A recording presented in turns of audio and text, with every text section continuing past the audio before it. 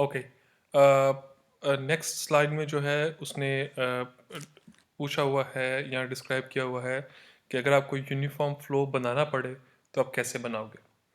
आपने पिछले में जो है पिछली स्लाइड के अंदर कुछ चीज़ें जो है ना ऑब्जर्व की कि अगर यूनिफॉर्म फ्लो हो रहा हो तो उसकी निशानी क्या है। तो हो रहा हो तो उसकी निशानी तो यही है कि जी एक तो जो है ना आपने उसकी जो है आपकी डेप्थ है, उसकी वेलोसिटी जो है, वाटर एरिया जो है और डिस्चार्ज जो है, सारे कांस्टेंट होंगे हर क्रॉस सेक्शन पे। एक रीच के अंदर, जिस रीच के अंदर आप कह रहे हो कि जी यूनिफॉर्म फ्लो हो रहा है, या जिस कैनाल के हिस्से में आप कहते हो कि यूनिफॉर्म, या जिस वाटर कोर्स के हिस्से में आप कहते हो कि यूनिफॉर्म फ्लो हो रहा है, उसके हर हिस्से में डिस्चार्ज, उसका एरिया, उसकी जो है वो वेलोसिटी और उसकी डेप्थ वो कांस्टेंट होनी चाहिए। और दूसरा क्या है कि उस हिस्से में जो आपकी वाटर की चैनल की बॉटम है, वो आपका जो है वो वाटर सरफेस लेवल और फिर आपकी जो है ना वो एनर्जी ग्रेड लाइन, ये सारी की सारी जो है आपस में क्या हो, ये आपस में पैरेलल हो। ठीक है। नेक्स्ट में उसने पूछा हुआ है कि अगर आपने क्रिएट करना हो यूनिफॉर्म फ्लो तो फिर आप कैसे करोगे। ठीक है। क्रिएट करने का मतलब क्या है कि आपने कोई किनाल इस तरह की डिज़ाइन करनी है या वाटर कोर्स इस तरह का डिज़ाइन करना है कि जिसके अंदर जो है यूनिफॉर्म फ्लो हो, तो आपने किन चीज़ों को मनहूज़ खातिर रखना है यूनिफॉर्म फ्लो को बनाने के लिए। मैं दोबारा रिपीट करता हूँ इस बात को। इस स्लाइड के अंदर आपको वो बताएगा कि अगर आपने किसी कैनाल, किसी वाटर कोर्स के अंदर यूनिफॉर्म फ्लो को बनाना है तो आपको किन किन चीज़ों का जो है ना वो ख्याल रखना पड़ेगा। ठीक है। अच्छा, पहली चीज़ तो ये वाली है कि हम इसी जो है बिलफर्स इसी कैनाल को हम ले लेते हैं। ठीक है ना।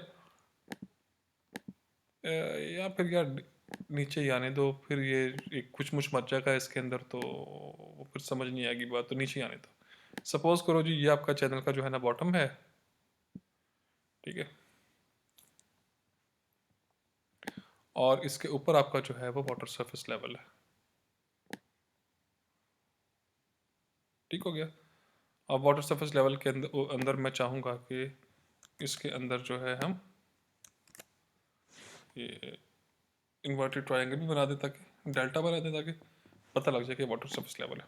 ठीक है। अच्छा, अब ये वाटर सरफेस लेवल है, ये आपका चैनल का बॉटम है। ठीक है। अब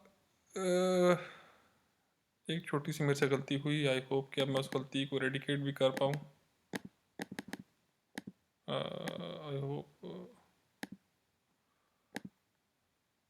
अगर ये बेसिकली मैं चाह ये रहा था कि इसको जो है ना वो एक टिल्ट फॉर्म में कर दूँ। ये है चैनल का बॉटम और ये है उसका वाटर सरफेस लेवल। ठीक है जी। मैंने उसकी स्लाइड को देखा नहीं था तो मुझे पॉइंट उसका जो है ना उसमें एक चीज़ नज़र आई है जो इसके लिए कि इसको टिल्ट करना पड़ेगा समझाने के लिए, वरना अगर आप फ्लैट रखोगे तो वो पॉइंट जो है वो समझ में नहीं आना आपके। ये है ना आपका जो है वो वाटर चैनल। अब इस वाटर चैनल के अंदर पानी जो है, वाटर जो है जो फ्लो कर रहा है, उसके दो कंपोनेंट है। एक वो कंपोनेंट है जो कि बिल्कुल चैनल की बॉटम के जो है वो क्या है, पैरेलल है। और एक कंपोनेंट वो है जो कि इसके बिल्कुल जो है वो क्या है, परपेंडिकुलर है।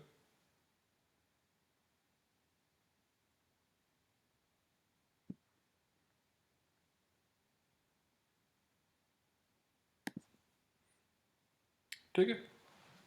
दो हैं जी, ये वेट के कंपोनेंट है इसके। ठीक हो गया। ये एक्स कंपोनेंट है और ये इसका वाई कंपोनेंट है।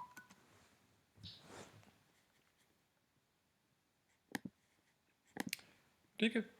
अच्छा, अब जो पानी को फ्लो करवाता है वो इसका ये वाला कंपोनेंट है। ठीक है, एक्स कंपोनेंट।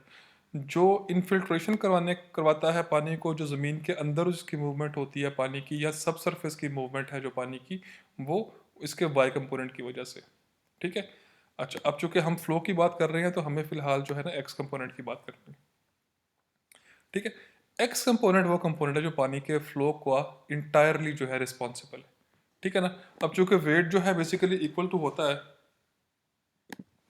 वेट जो है वो इक्वल टू होता है एम जी के, तो हम कह देते हैं कि जी ग्रेविटी फ्लो जो है वो पानी जो है ना वो ये जो फ्लो हो रहा है ये ग्रेविटी की वजह से हो रहा है। क्यों हो रहा है? क्योंकि बेसिकली होता तो होता है लिक्विड के वेट की वजह से, लेकिन वेट चूँकि ग्रेविटी की वजह से होता है तो हम इसलिए कहते हैं कि ये ग्रेविटिक फ्लो है, ये ग्रेविटी की वजह से फ्लो कर रहा है।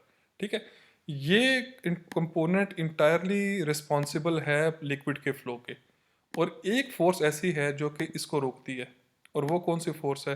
That is the force of friction, that is the entire, मतलब वैसे तो खैर एयर रेजिस्टेंस भी होती है, लेकिन ये दो फोर्स इस तरह की हैं।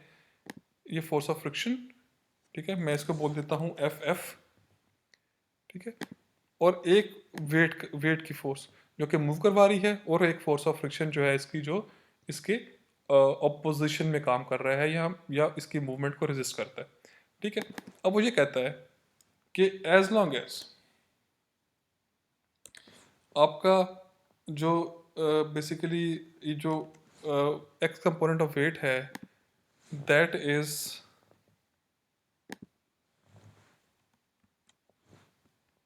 अब मैंने वो बेसिकली जो है ना बनाना है साइन, जो ग्रेटर देन इक्वल टू का, लेकिन वो ग्रेटर देन इक्वल टू का साइन जो है उसके लिए इक्वेशन इंसर्ट करना पड़ेगा, तो वही मैं इंसर्ट कर लेता हूँ। एज लॉन्ग एज वो कहता है कि जी आपका ये वाला जो कंपोनेंट है ना ये इसके बराबर है या इसके इक्वल है। अब ऑब्वियसली अगर ऐसे वाले कंडीशन है आपका, तो आपका फ्लो जो है वो हो रहा होगा। ठीक है ना, खैर मैं थोड़ा सा, मुझे ये कंफ्यूज करेगा चूँकि आपको, तो मैं इसको थोड़ा सा इसको जो है ना वो आपके समझाने के लिए जो है यहाँ पे इक्वल टू का साइन जो है इसको हटा के मैं बेसिकली जो साइन डालने लगा हूँ ना वो मैं डालने लगा हूँ ग्रेटर टू का, क्योंकि वो मैं बात को स्किप कर शॉर्ट करना चाह रहा हूँ, लेकिन वो शॉर्ट करने वाली बात से जो है ना आपको बात कुछ थोड़ी सी समझ ना आएगी, तो बेहतर है कि मैं ये डालूँ। ठीक है, ये बात को आसान कर देगा कि जब तक आपकी ये वाली फोर्स जो है ये फोर्स ऑफ फ्रिक्शन से ज़्यादा है, आपका फ्लो जो है ना वो होता रहेगा, पानी जो है मूव करता रहेगा। ठीक है, there will be a flow as long as ये कंडीशन है, तो जो फ्लो है वो होगा। ठीक है ना, फिर वो कहता है कि अगर आपकी कंडीशन जो है कुछ इस तरीके की आ गई,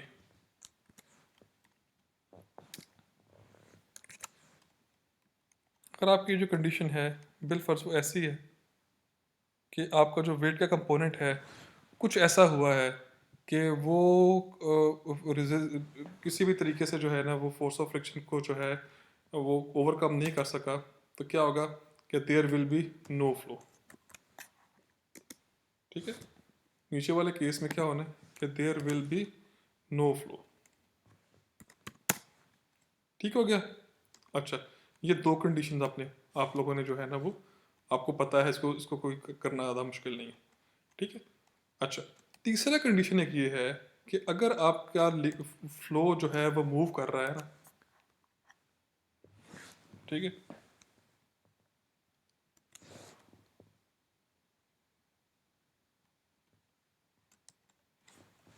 ठीक है, वो कहता है कि आपका अगर कोई कंडीशन ऐसी हो गई है कि आपके जो है वो बेसिकली आपका जो है ना वो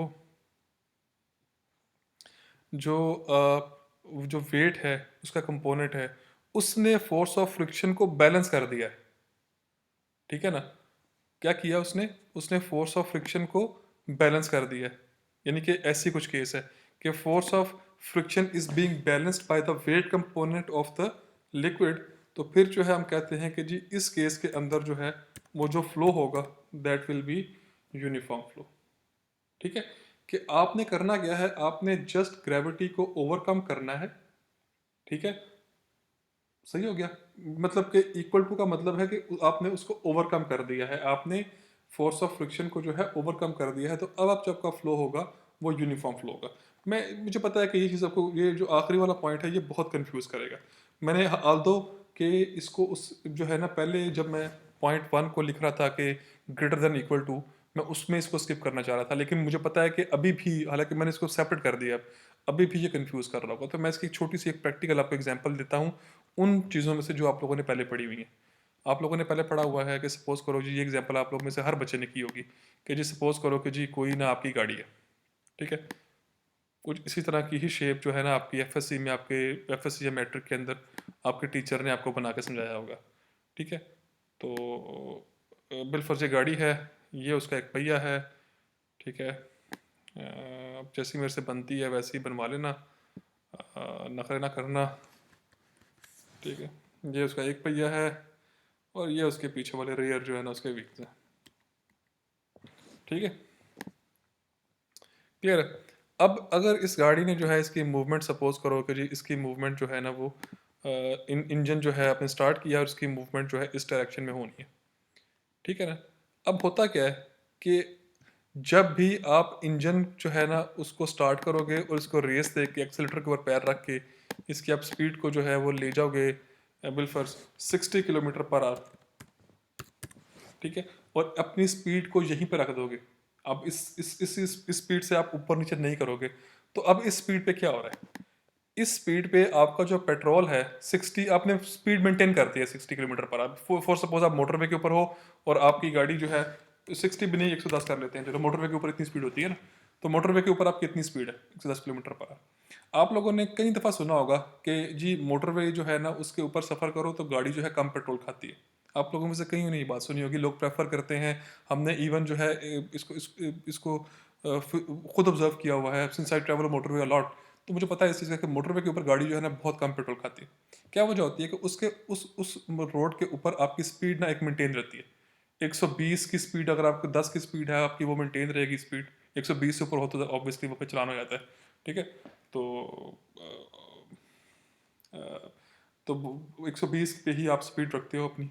ठीक है, 110 पे रखते हो, 110 वैसे सेफ जो है वो स्पीड है वहाँ पे। तो A110 पे आप गाड़ी चला रहे हो बिल्कुल। अब 110 की गाड़ी पे आपने चला के अगर अपनी स्पीड मेंटेन रखी है, और आप यकीन करोगे अगर आप रात के, अगर आप किसी ऐसे टाइम पे ट्रैवल कर रहे हो जो कि सुबह में अर्ली टाइम है या रात में लेट लेट नाइट आप ट्रैवल कर रहे हो, तो रोड चूँकि फारिग होती है, तो you can maintain that speed. Even दिन के टाइम भी आप स्पीड मेंटेन कर सकते हो, कोई ऐसी मसले वाली बात नहीं है। ठीक है? आपने अब ये स्पीड मेंटेन की हुई है। इस स्पीड पे अब हो क्या रहा है, इस स्पीड पे जब आप जाते हो ना 110 पे, और आप स्पीड को मेंटेन कर लेते हो, ठीक है, काफ़ी देर तक, तो होता क्या है कि इंजन का जोर सिर्फ और सिर्फ तब तक लगता है जब तक उसने आपकी स्पीड को जो है वो 110 तक लेके जाना है। मैंने भी क्या बात की है, मैंने ये बात की है कि engine will work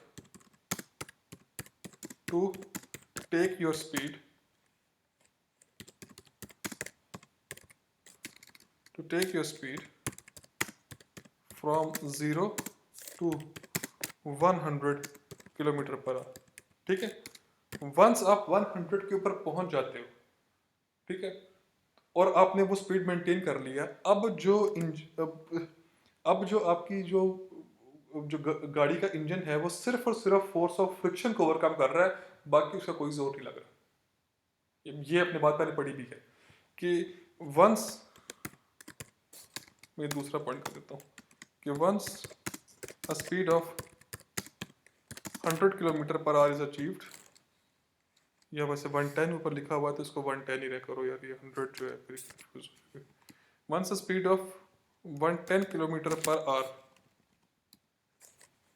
is achieved,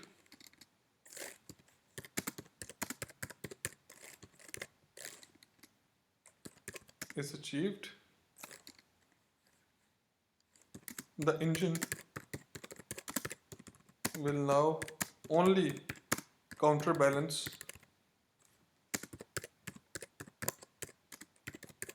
the force of friction. कि अब जो इंजन है वो सिर्फ और सिर्फ जो है क्या करेगा, वो काउंटर बैलेंस करेगा फोर्स ऑफ फ्रिक्शन को, और आपके इंजन का कोई जो है काम नहीं है, सिर्फ अब फ्रिक्शन को जो है ना वो ओवरकम कर रहा है।